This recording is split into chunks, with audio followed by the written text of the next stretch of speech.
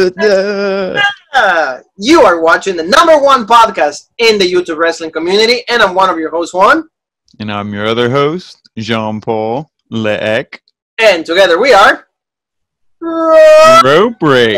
And also with the help of the legend killer Ryan Whitman, the three of us are together. Whitman is in spirit, but he will be back. He promised that he will be back for Friday Night Smackdown, so we will be the three of us together. So thank you so very much for watching all the content, family. It is time, a little later, like we promised. We're going to be talking about NXT, Jean-Paul. NXT is trying to get better. It's trying to get more interesting. It's trying to get more eyes to the product. Is it accomplishing that? Is it failing? We don't know. This show, I don't think it was such a great show. I think it was average at most. But I want Jean-Paul Leek, the king of booking, to give me his thoughts on this.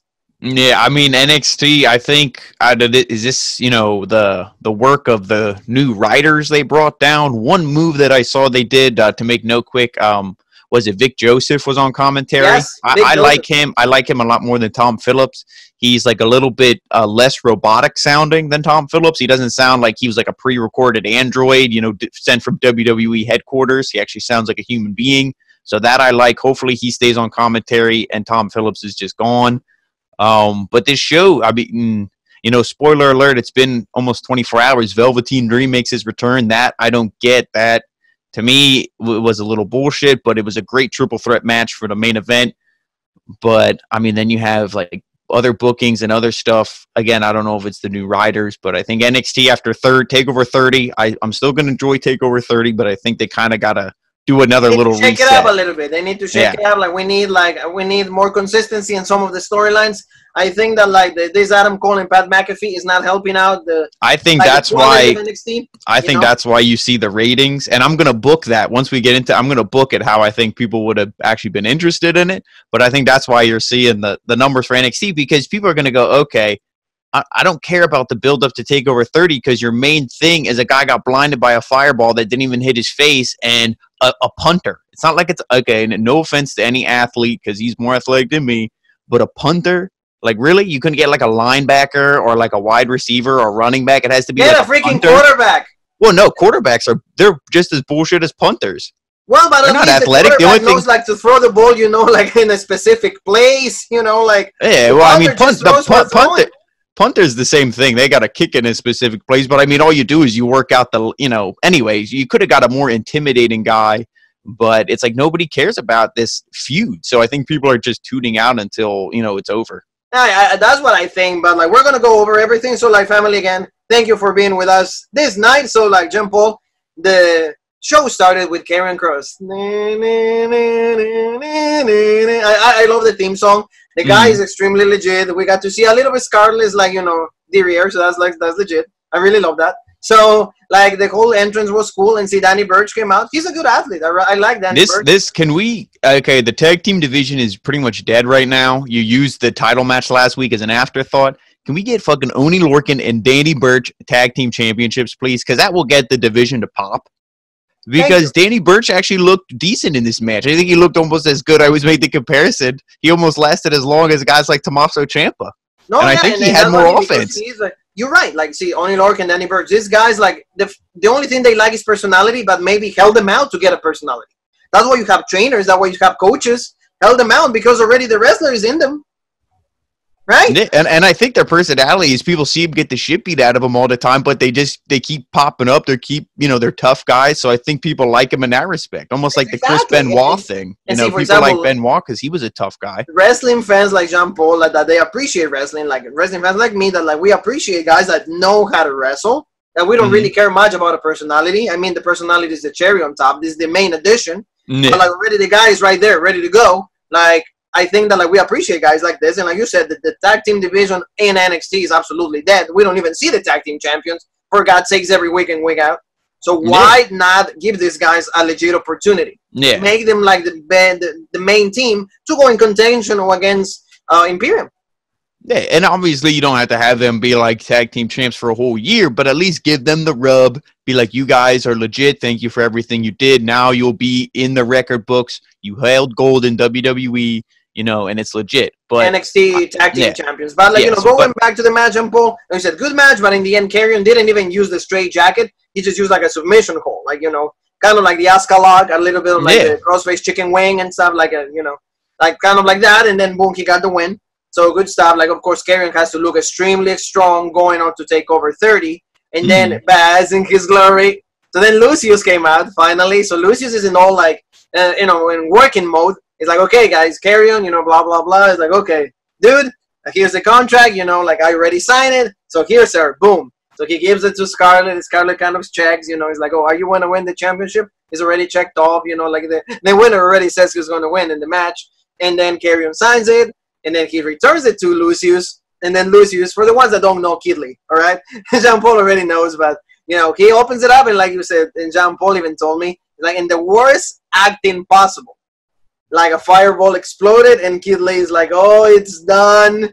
Like that. I mean, I don't see. My problem isn't with Keith Lee, like the way he reacted to it, because I mean, a fireball is an angle that was like over in the '60s and the '70s or '80s, whenever the hell they used it. So it's like it's an ancient technique, but it's a cool little callback. But if you're gonna do it from an angle where you clearly see the difference is like this far from where the flame is to his face. Obviously, you don't want to burn his face, but like I said, that's why you got to do an angle where it's like, or like camera angle, not like a wrestling angle, but like a camera angle, and then you can see, oh shit, like, that actually looked like it might have hit his face. What have you said so many times? I'm sorry, what have you said always, like, ever since you step up in the rope break scene? You said, when the angle is not good, the moves sometimes look like absolute jack shit. And this is one thing I'm going to say too. NXT is pre-taped. It's a fireball. Clearly, it didn't hit his face.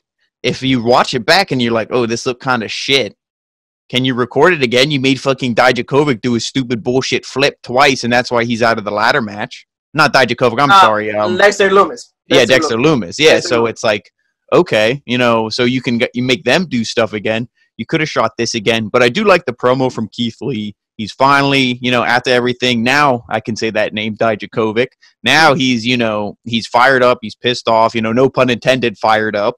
But, I'm excited for the match. But, like the fireball thing, I was kind of like, it took me out of it. But I do like the power. It didn't look good because he also didn't want the help of, like, the medical team. He's like, oh, no. It's like, okay, you don't need to be that tough.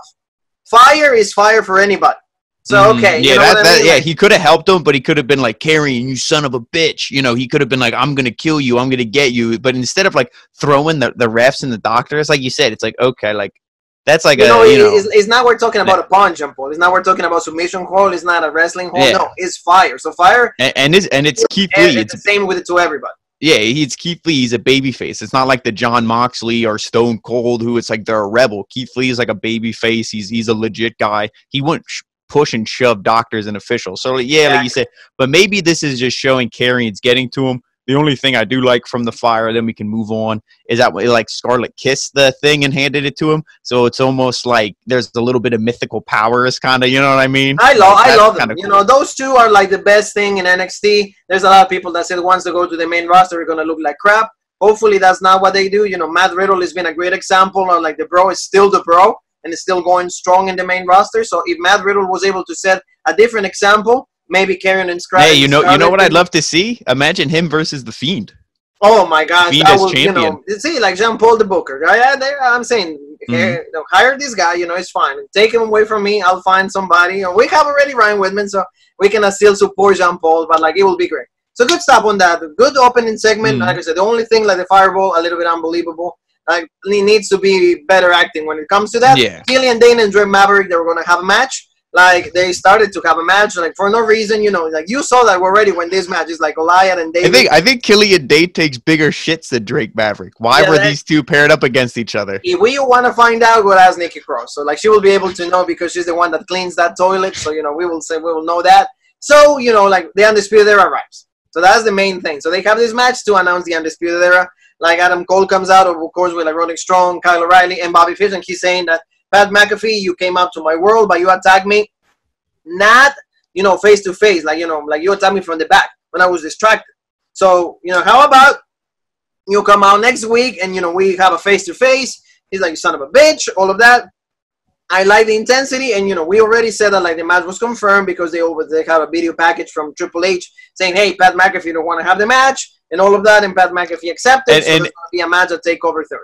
Yes, and then now I'm going to book this legit. And the one thing when you touch about Triple H, I love how he was like, "Oh, Pat McAfee, why don't you put your money where your mouth is?" But last Wednesday, he's like, "Get the hell out of here, you son of a bitch!" Like, we couldn't see any fire from Triple H on the video call. And also, Pat McAfee, like, again, who the hell are you? You think you're Hulk Hogan? You're like, he's like, "Oh, I'm going to kick his scrawny ass. I'm going to dance on the grave of NXT." Again, dude, you're a punter. Calm down. Like, I mean, maybe he's working me into a shoot, brother. Help me out here before you start booking. Don't you think that degrades actually wrestling? Yeah, because now they turned they turned Pat McAfee into a heel. And it's like, I mean, hey, that if you wanted him to be a heel for whatever, it's like, okay, but I don't know. You could have booked it a little different. You could have booked it where, excuse me, maybe Adam Cole, Pat McAfee was there and, he was just this special guest commentator, and Tom Phillips could have been the one like, "Oh, yeah, he was on your show. He looked a little bullshit, blah, blah, blah." Adam Cole could have then gotten Tom Phillips' face and been like, "Why are you being bullshit?" Smacked him around. Pat McAfee could have stood up for him, and then Adam Cole maybe could have laid him out or threw him, been like, "Get out of here, you're bullshit." And then that's when maybe McAfee could have punted him in the nuts between the legs from behind, because that would have, okay, like you said, fire's fire for anybody. Getting kicked in the nuts is the same for anybody. Exactly. Unless you're Johnny Gargano with the cup. So then, boom, he gets kicked in the nuts from behind. Adam Cole doesn't look like a pussy, and Pat McAfee gets the upper hand still. Then you can book this match if you want to, and show Pat McAfee training in the gym with somebody. Show him being legit. And people say, "Oh," like, for example, like what AEW was doing, with Moxley at the beginning of the. And people said that, "Oh, he's friends with some trainer, and he has a gym at his house." Okay. How am I supposed to know that? I shouldn't have to follow every fucking wrestler's Instagram account and see what their personal life is to know the legit story. Show it on TV. Show them training. Be like, "Hey, you want to call me out for low blowing you? Well, how about, I'm training. So let's see if you're the best in the world, Adam Cole. Like, face me in the ring. If you're so good, you should have no problem beating me. I'm just a punter from the NFL. I'm stepping into your world." And then it can be like, "Oh, okay, now we're kind of behind Pat McAfee because he's like the underdog. He's stepping into his world." But people are also still behind Adam Cole because they're like, "Fuck this NFL guy." So it makes a better story than Pat McAfee looking like, Andre the Giant, like over Adam Cole. Yeah, like, and Adam Cole is looking like an idiot just because he's short. And, just because, the Undisputed Era helped him to get every single title and every single accomplishment that he's got is because of the Undisputed Era. Yeah, I agree with you. They completely screwed up the booking, and that's why I think people are like, "Well, fuck NXT." And what I mean? They're like, because, remember, when that thing started, "Oh, it's legit. Oh, it's never been something more real than this." No, it wasn't. We said it. Robert said it. We had the guts to say, "No, it's not." Kayfabe is dead. If anybody believes kayfabe is real, no. Because in today's day and age, if Adam Cole legit beat the shit out of Pat McAfee, sued. You can't even look at somebody. Sued. Yeah. Yeah, so that's what I mean. That's what I mean. It's like that's why it didn't make sense the way that they're portraying it, and that I don't believe it yet. I'm not interested in a match like that. So, Jean Paul, what we are interested in it is in Santos Escobar. You got a match with Prince Pretty, Tyler Breeze, legit stuff. I mean, Tyler. The only thing I love Tyler, but if they will believe in him a little more, like 3%, even like the 2% milk that I sell, every single day. If they will have that 2% extra, believe in him. It will be good because this guy, could be having the greatest storylines. I think he should have been, North American champion in the past or tag team champ, in NXT in the past. But I'm going to counter your statement but would you really want him to get pushed and beat Santos Escobar here? No, not in this match, but make a better. Well, that's story. What I think they're doing. I think they're because we saw next week it's going to be him.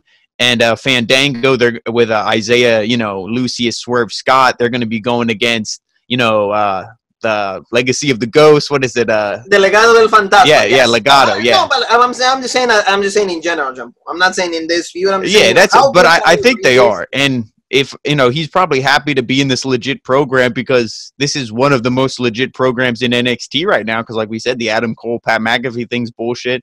Santos Escobar is a legit. If you see, you know, through the thickness of NXT, if you try to look something that is actually good that makes sense, is like pretty much Santos Escobar. So they put out a really good match. Like Santos is dominated for a little bit of the match, and Tyler Breeze was trying to counter. Like, yeah, Tyler Breeze reminds me a little bit of Chris Sabin. You know, they have that kind of style, suicide, like really good in the ring, flawless, good stuff. And I see Santos Escobar dominated a little bit more, and then Tyler Breeze trying to counter a little bit of the offense. But in the end, the Phantom Driver, and then Santos Escobar wins. And of course, you know, like the other two guys come out, and they're all celebrating, and they start. Fandango comes out, and they start trying to beat Santos Escobar, and like we're trying to even the numbers and help out Tyler Breeze. But then, like you said, Lucius Scott, he shows up, and then finally they made it 3 even. So I think that like what you were saying, like we wanted Kushida. Kushida, unfortunately, is not going to be the one that is going to be in contention against Santos Escobar. Is going to be Isaiah Swerve Scott, because we mentioned that last week. So do you like this, Jean Paul? I think it's like a really good. I do, and the one thing. Yeah, and the one thing, and when the match, before it started, Santos, he told his boys, he's like, hey, go to the back. I can handle this myself. I got this on my own. That's how you do it legit. You know, no offense to Adam Cole, but it's not like, oh, every match Kyle O'Reilly and Bobby Fish have to help you win. No, you can win on your own sometimes. You can be legit that way. So well, that's why you're the leader, right? And the leader always has to do more than the match. But the match itself, you know, everything you said, it was good. It was legit, like I said. But Santos still had to win. I like Fandango coming out. He's pissed. It's like, okay, like I said, thank God his injury was a work, because with him, you never know. The dude's bones are made of glass. So he comes out. That's legit. I'm going to be excited for that match next week. Now, here's where I could see, you know, maybe one of the other two guys eating the pin, and then it's like Escobar. This is bullshit. It can be the other two guys. Yeah, Wild or who's the other one? It's Joaquin Wild, then Raul Mendoza. The other one. So Joaquin Phoenix. Yep, the joke. Joaquin Phoenix, or the other dude, like Duarte. Yeah, Duarte, or whatever he is. Yeah, you know, like no, I said Raul Mendoza. I remembered. I remember as Narcos, you know. Exactly. But like, I agree with you. I think that like either one of them can get like the pin. You know, they can get the pin, and it will be fine, because as long as Santos Escobar remains undefeated, we're good.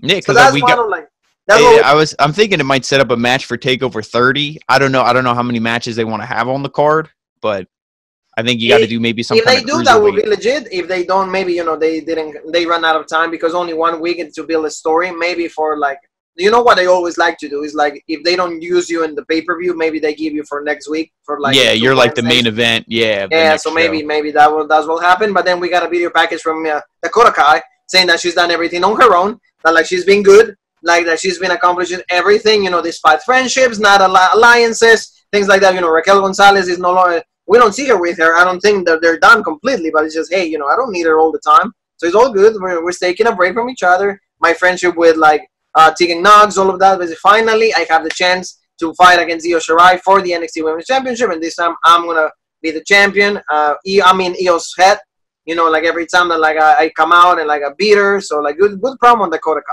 I really like. He's like captain on Team Kick. He's going to be Captain Gold. So I like that.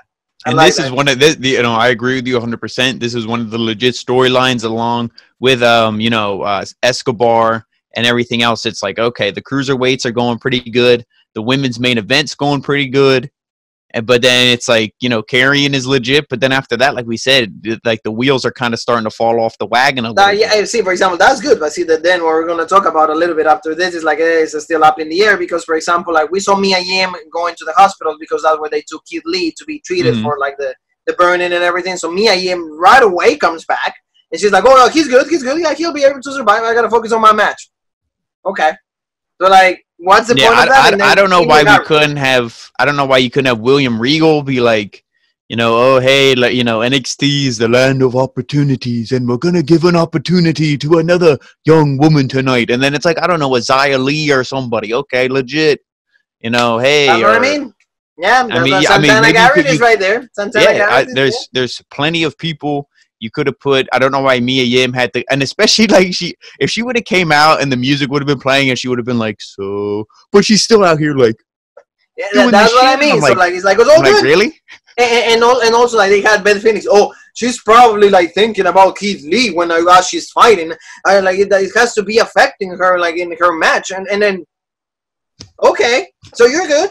Yeah, and then she wins pretty quick. You know, Indy Hartwell, there was supposed to be not a lot, but like a little bit of momentum, like, oh, she's legit, and then she's the new job woman, which, I mean, hey, everybody's got to do jobs. If she would just win and beat everybody, that would be kind of bullshit, you know, so you got to do the jobs when you first come in. Yeah, so you got to pay your dues. Yeah, if you don't, agree with us on that, ask Dominic. So. Yeah, but I mean, I don't know why this match even had to happen. Or it could have just been like, oh, Mia Yim's not here, and then Indy Hartwell gets a win by forfeit.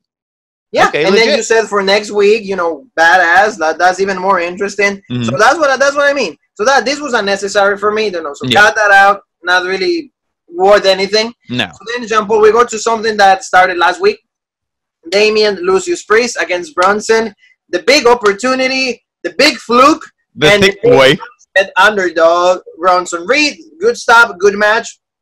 These two guys are the future of NXT, so you have to put your balls, your seeds, you have to put your money on these two guys. Why? Because they can give you big accomplishments. If you want to start beating AEW, that, by the way, we'll just mention this, AEW beat him for another week, but like this has to be your future right here. Priest and Bronson Reed, because they gave us a really good match. Neither one of them looked bad, and in the end, Bronson Reed got the win. But like Jean-Paul always says, it's like if it is a roll-up, if it is like a pin and combination, it doesn't look bad on either end. Right, Jean-Paul? Oh, yeah. I mean, this match, you know, it was hard-hitting. Like, the story, it was, you know, Bronson Reed, the thick boy, being like 300, whatever the hell pounds. He is almost 400, probably. Is like Damian Priest kept trying to suplex him. He couldn't get him. He eventually hit, which I guess is his signature. It's called the Broken Arrow. It's almost kind of like a suplex, but it's almost like a driver. Then he like flips you. And I mean, that looked legit when he hit that on Reed. And especially because Damian Priest, he's so tall. He has that leverage. He's like skinny and lanky, but he's also strong as hell. So I love Damian Priest, you know, and he hit that move legit. Obviously, that wasn't the ending. And I like then Bronson Reed kind of hit. He does, what is it, like a Death Valley driver or something like that? Or yes, a Death Valley driver. Hit that. I haven't seen that before. Ah! Yeah, because Priest, he earlier in the match, he did this like senton from the turnbuckle. He like flipped and kicked him. So he went to go do that again. Reed caught him. It was almost like a power slam Death Valley driver because just the way he caught him and he had the quick flip and slam him. He goes up to the top to do that splash. And I mean, he rolls out of there. Like you said, it was kind of like a roll up. He grabbed the legs, flipped over top of him. All of Bronson's Reed's body weight was on Priest's, you know, his chest. You know, that's hard to kick out of. So that made sense, at least storyline-wise. He kicked out, you know, soon after the 3. So that I like. But I just want to ask you, do you, besides the fact that this was a fantastic match, Bronson Reed, hell of an athlete for his size, do you think that this match was, like, needed? Because it was like, okay, we're going to see him do battle. I guess it's hyping us up a little bit, but it's like, you know, and like we said, Priest doesn't look that bad. But it's like, I don't know, you could have had a different match to maybe build another storyline. Exactly, that's what I mean. Because you lack, as well, of course, 2 things on that. Thanks for asking. Also, like you don't feature your tag team champions. That's a spot right there open. Mm-hmm. You don't feature your North American champions because you don't have one. So like that's another open spot. And then on top of that, you, for example, you could have like other guys, like you, for example, like you said, Killian Dane and Drake Maverick. Instead of losing them in that, have them have a match. Like push Killian Dane. We've said so many times, Killian Dane is a good athlete. Put him, you know, push him with something. Make him do something. You know, maybe Rich Holland can have like a match with like enhancement talent. That would have been a lot. Okay, we know what the guy can do because we're gonna know later. Oh yeah, I mean that would have been nice to see instead of the Mia Yim match. Maybe like, okay, Indy Hartwell wins on forfeit. Okay, that's 30 seconds. Well, all right, bring out Rich Holland. I mean, but like you said, it's only too high because there's gonna be so many guys in that ladder match. So I guess it's like, hey, whatever. Let's put 2 of them. Whatever, you know, whoever. Yeah, I mean, like I said, it was still legit, but you know, it would have been cool to maybe see them build something. Oh yeah, no, I agree with you, but like, see, already, like, I think that's why they have so many like loose ends right there that like it needs to really tighten those up a little bit more. But like we had confirmation, like we mentioned also that Pat McAfee is going to be a next week's show. Of course, to hype is the week before the pay-per-view. I mean, days before, so he's going to be there and on hand after being kicked out just a week ago. So like, there you go. That's your logic for you. So now we go to like pretty much on Paul, a tag team match, and this is Aaliyah against Mercedes Martinez against Kaden Carter and Casey Catanzaro. Like, see, this match was pretty decent, quick, but like, and of course, like they're trying to push now the Robert Stone brand or the Tony Khan's brand. Yeah, and I actually didn't. I mean, I'm sure there's going to be a lot of hate for this match, and I mean, I guess I could see it. I'm like, okay, whatever. It's like you have this match, and it's really just for the Mercedes Martinez Rhea Ripley feud. That's all this is setting up. But I do like it because I feel every week. I mean, Casey Catanzaro and Caden Carter are both legit, but they're kind of like, you know, if Indy Hartwell's here on the totem pole, they're like here. Yeah. You know what I mean? So they're slowly getting their way to be like, okay, because they look legit. Even, you know, Martinez was even selling for these two smaller opponents in this match. I mean, obviously she still looked dominant and she was still the one to pick up the pin, and she, you know, again, she looked legit, but she sold for them and they looked a little, you know, they look legit. I especially like the ending sequence of this where it's like everybody's coming in the ring to break up pins because shit's going dead, it's going crazy. And like Catanzaro, she gets the hot tag, Martinez does. And like I said, she just kept doing elbows in the corner. She did like a spinning like axe kick on Mercedes Martinez. So Catanzaro, you know, she was in the American Ninja Warrior, so she's a hell of an athlete. She's good. She's awesome. Yeah. She's awesome, man. She has the learns from the best boyfriend, Ricochet. Yep, Ricochet. Yep, so it's legit, but of course, you know, she picks her up and hers is like what is that? It's almost, I don't want to say a Death Valley driver, but what does she hit? She kind of has their head tucked underneath, and then it's like a driver, but she hooks them underneath the arm. It looks like a DDT, a little bit like a driver, like you said, but like I don't know the name of it, but like it's like a fisherman, like kind of like it's like a Death Valley driver. They'll come out with like a name. Soon. But I mean, it's a legit finisher, and they know she hit it. It's a lot better than the brain buster that she was using at the beginning. Maybe and I like that looks crappy. Change it. I like the relationship because it's like she reminds me of like the tougher like sister who's like, you know, oh, I gotta just clean up your mess. And then Aaliyah has good body language in the sense where she's like always like jumping up and down. She's like, oh, hooray, we won. And then Mercedes is like, get off me, you're bullshit. Like, I know we won. And then it's like the cute sister, you know, it's like the one that is popular, the one that like all the guys, and then the other one is just like the tough one. It's like I gotta. And she's like, oh, I always gotta beat up your boyfriends. Yeah, pretty much that, and I like that relationship. But then Rhea Ripley came out, Jean Paul. Rhea Ripley came out, so like she's wants revenge because she pretty much Martinez cost her like the opportunity for the NXT Women's Championship match at NXT Takeover 30. So like they starts beating up Martinez and stuff, but then Aaliyah kind of like, of course, outnumber Rhea Ripley. But then Shotzi Blackheart comes out, and then Shaz is the one that even the numbers. So what's going to happen, like Jean-Paul always says, in WWE fashion, we're going to probably have next week a tag team match. Rhea Ripley and I hope Shotzi against Martinez and Aaliyah. Yeah, and I mean, if we do get that, I hope it's next week and not at TakeOver. I hope TakeOver is still just a singles match between these two, Rhea Ripley and Martinez. The thing is, if we do get that match, you know, and this is going to probably piss a lot of people off, but I think Rhea Ripley has to lose. Or there has to be some kind of screwy finish because, you know, and it's tough. You know, people are like, oh, Rhea Ripley's been booked like shit since WrestleMania. And it's like, yeah, she has been. But you got to think, before WrestleMania, she was booked like freaking Roman Reigns. Like, she was booked like Hulk Hogan. Yeah. So it's like, to me, and also, like, I want, like, Rhea Ripley, like she needs to, like, kind of gain that fandom again. Gain everybody's like, hey, like, oh, we want to see you winning. Because what are you going to do with Martinez if she loses? Yeah. Like, the only thing you could do would be, like, if Aaliyah calls her the match and then she turns face, I guess, and beats the shit out of Aaliyah. Because but who's going to get behind that? If you do the regular booking, okay, like, she beats Martinez, boom. And, of course, Io most likely will retain. If Rhea Ripley wins over Martinez and then Io will be Dakota Kai, then what's going to happen? Oh, Rhea Ripley against Io, and then what's going to happen? And then Rhea Ripley will get the championship and Io done. Yep, Io the main roster, Kabuki Warrior, you know, Kabuki Warrior 2, you know, Kairi's gone, so I'm going to join Asuka. No, we don't want that. Like, come on, don't give me that. Make it different.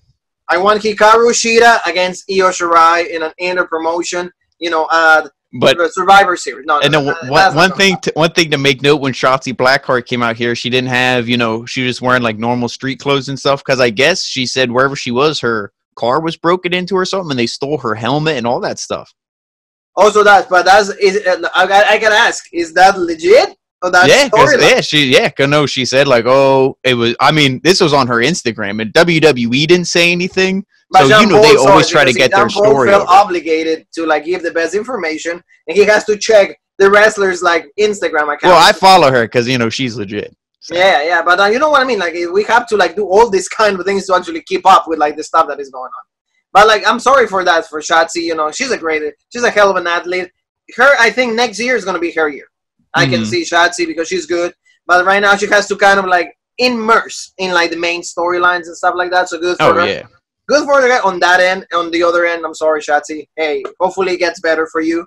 But yeah, Jean Paul. So good stuff like right there. And now it's time like for a promo from Johnny Gargano. Johnny Gargano says that like he's actually, there's no way in hell like he will not be added into that ladder match. Yeah, he's going to be fighting Ridge Holland, and then walk me through a Jump Ball. Yeah, well, I mean, I like because they do the same thing where they are like, oh, we're the happy family. You know, they're wearing jumpsuits. You know, Candice's is pink, his is blue. It says power couple on the back of each of them. And she's reading a story to the dog, something about like the dragon, the fairy. And then I guess like she's pretty much going to go against Mia Yim again, I guess. It's Tegan Nox again? Oh, yeah, no, she did say Tegan. That's right. So it's like, okay, I mean, like to build the undercard thing, but Candice now has to win. You know, sorry, Tegan, you had the chance. You got to keep building up Candice because why do you turn this family heel and then they just lose and they look like losers? Thank you. That's why the same thing I'm going to say with Johnny Gargano. I love him in the heel role. I liked him as a babyface too. Like towards the end of the run, I was always like, why do people like Gargano? Like I don't get it. Now I'm like, okay, now I get it. And then, but here, I like Ridge Holland. He has to screw him in some way. Like Gargano has to win. Ridge Holland's obviously bigger. He's stronger. But like Gargano said, he's not me. He's not Johnny Gargano. And I love how he called himself the Wednesday Night. Like a night, like, you know, like Batman, the Dark Knight. He's the Wednesday Night. So, I mean, that's kind of funny. And, I mean, you know, it should be good. And I like these promos that they do. We didn't see one for a while. So this was awesome, good. You know, and like you said, but the one thing that, like, to make him more awesome is what Jean Paul just mentioned. He needs to win matches because it doesn't matter how good of a heel you are. And that will go with Tully Blanchard. He said, oh, who's the best of all time in the quarterback? Tom Lucius Brady. Why? Because he has, like, more rings than fingers. So there you go. So the same thing needs you in order to back up your words, you need accomplishments or wins. That's how the world it works. So like the one thing is Jean Paul gave you like a little bit of insight on Shotzi Blackheart. I'm gonna give you a little bit of insight. I will not reveal anything because it's not spoiler. There was a really scary moment yesterday, Jean Paul, because of course like you said NXT is taped, but like as the show was on the USA Network, they were actually taping for next week. So, like, there was a really scary moment because Johnny Gargano had a really nasty bump as, like, in his match with Ridge Holland. So, like, they had to stop the tape and make sure that he was okay because I guess the spot was that bad. So, they had to stop it, make sure that he's okay. It took, like, an hour, hour and a half, make sure he's good, and then they continue the match. After that, he apologized. He said, so, I'm sorry, I felt bad. So, like, yeah. But see, I mean, I'll have to see it because I don't know. Is that Ridge Holland just being kind of bullshit? No. Gargano was the one taking the bomb. It's going to be supposed to be really bad, and like probably WWE will edit that heavily. But you know, Jean Paul is pretty good at assessing when they edit and when they're not. So, like, we'll see that. But again, no revealing of anything because there's no spoilers. All I'm saying is like it was a scary moment because even the whole roster came out. He's like, "Are you okay, son?" So I don't feel good. But like anyway. Like, we want Johnny to be good because if he's the one added into the ladder match, you know, that will make the match 10 times even better because it's just Gargano. The Wednesday night, according to Jean Paul Egg, and I agree with Jean Paul. So now let's talk about the main event, Mr. Egg. A triple threat match. It was Cameron Grimes and Kushida. Kushida got a great promo saying, hey, it's my time. I'm going to be the one winning the ladder match. It's time for Kushida to have gold. You know, Cameron Grimes has like a decent heel run, you know, kind of screwing Kid Lee, Damien Priest, Finn Balor. Good stuff on all those and ends. We did, and before that, we did get promos from Finn Balor and also from Io Shirai. Yes. If you remember, we got the promo from Io. You know, that was legit, where she was just like, Dakota Kai, she's like, I don't, you know, you say you're tough and you try to play this character that you don't need anybody, but she's like, the only reason you got where you are was because you used Tegan till you didn't need her no more. You used Raquel till you didn't need her no more. And she's like, but see, I don't see you as that person. I just remember you as that scared little girl who was, you know, frightened to get in the ring against Shayna Baszler. She's like, that's all I see. And that's what she's like, I know that's who you are. You're just this scared little girl. And she's like, you're not in my head. You just piss me off. So legit stuff, you know, from Io. She's like, you know. Well, Io is on a different level. And that's all I got to say when it comes to Shirai. Io is, you know, And I know Jean-Paul have contradicting reports. You know, Jean-Paul is like this when it comes to Asuka and Io. For me, Io is right here. Asuka is right here. And Hikaru Shida is even like over here. But like, you know, Io is just, you know, amazing. Everything, you know, the promos, like how they... I just want to see them in a match. I just want to see Io get called up just because I want to see her and Asuka. That would be awesome. But I don't want to see them in a tag team. I want to see them fight. I mean, both of them are like extremely great athletes. So it will be, you know, that will be one of the best matches in any pay-per-view, any year, any place. So, like, I'll just say Shirai is just, like, on a different level than everybody else. You know, the promo, the way that they carry, like, they take care of her character, absolutely amazing. And Finn Balor, we said, hey, you know, people want to see Finn Balor. You know, because when the Prince is on, people do what? It doesn't matter if you're young, if you're old, if you're like 1,000 years old. And you got to think, I mean, I'm not going to say he's right, but, like, Finn Balor's not on NXT that often, and NXT's numbers are bullshit. Maybe if he was on more, because Finn Balor has a lot of fans, and you can't say he's not legit. To me, he's the most legit promo in NXT.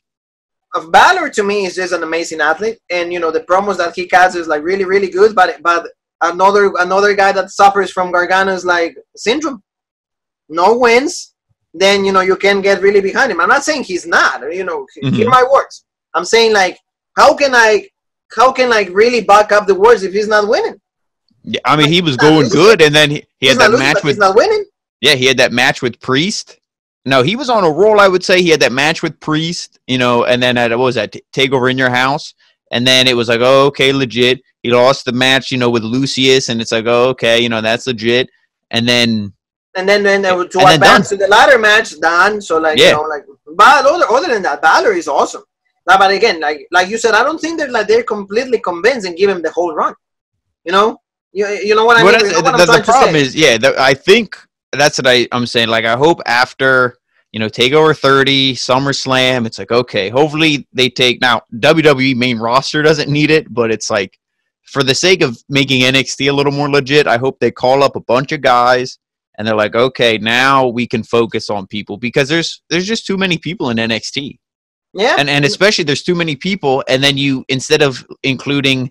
Because you could have easily have done Finn Balor versus Adam Cole. You could have easily just wrote that feud somehow. And that could be your number one contender. Yeah, for no gold. It doesn't have to be gold. But instead, Pat McAfee.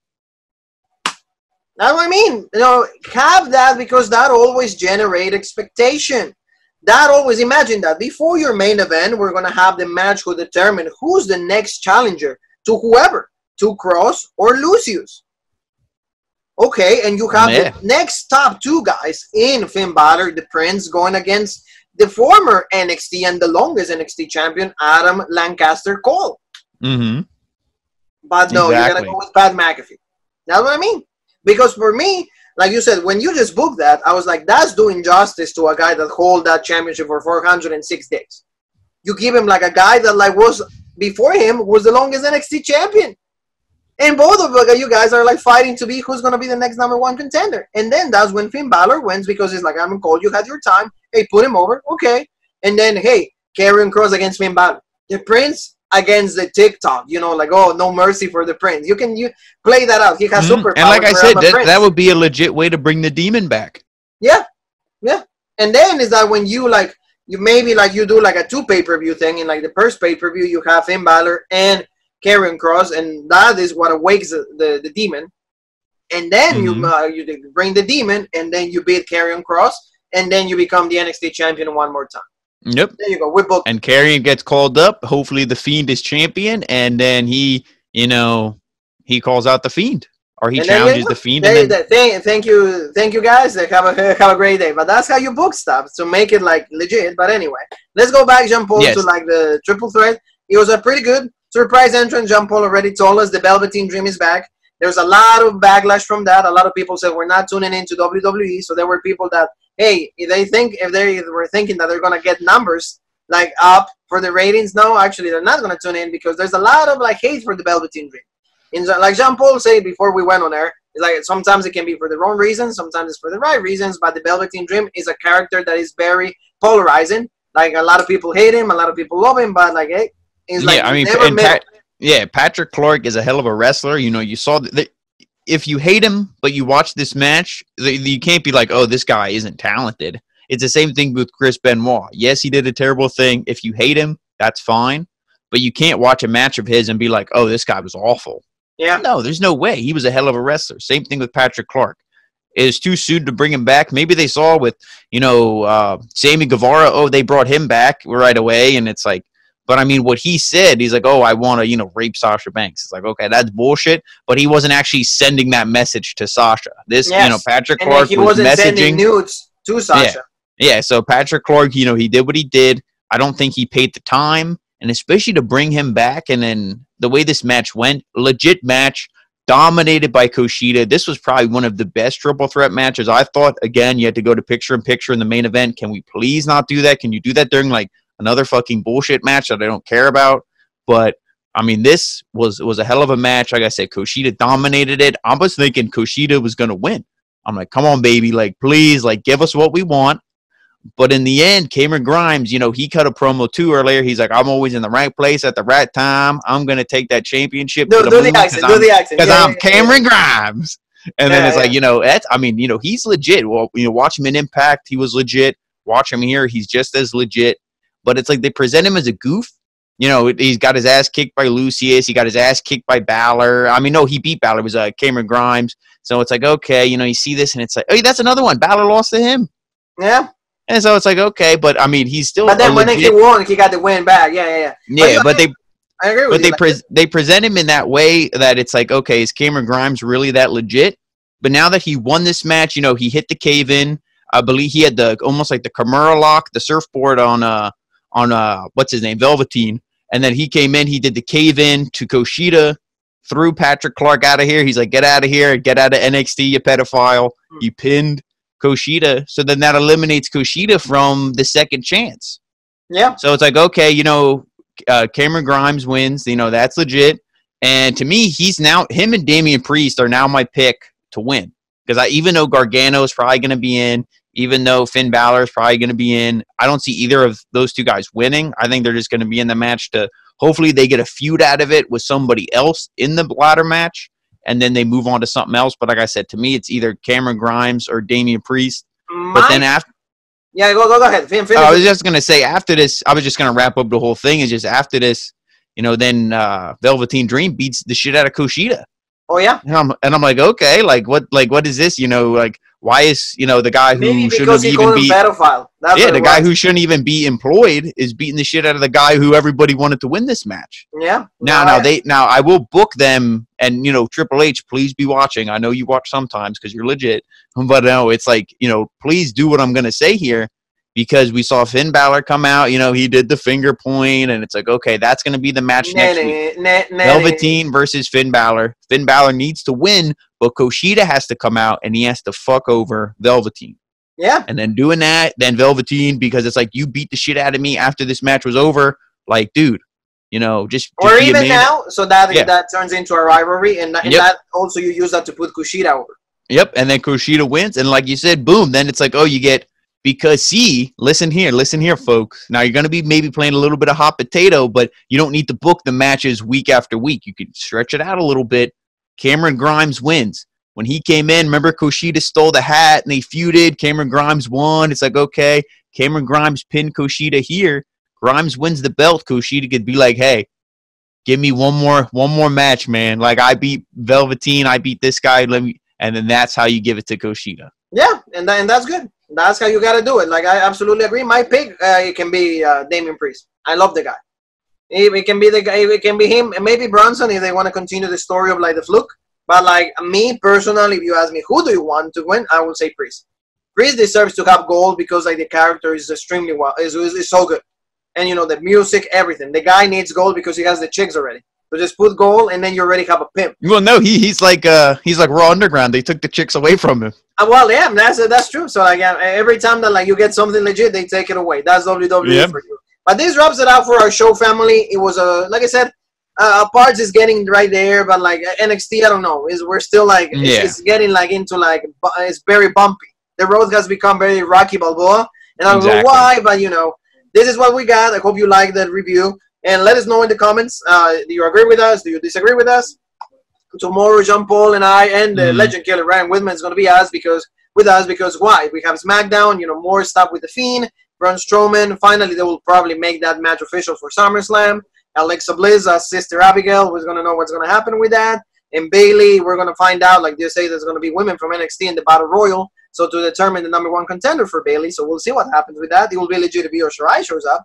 Then she wins, but no, that will be too much mixture of everything. But Jean-Paul, remind everybody how to get a hold of us in the social media world. You can find us on Facebook and Instagram, The Original Rope Break, Twitter, The OG Rope Break, and right here on YouTube, like the Butcher and the Blade said, for the meat and the potatoes. The best tag team, yeah? No. Yep. The tag team appreciation night. Don't forget to watch Dynamite also. We have the video right there for you guys. So, Jean-Paul, you and me, I think we have one more thing that is left to say. And that is...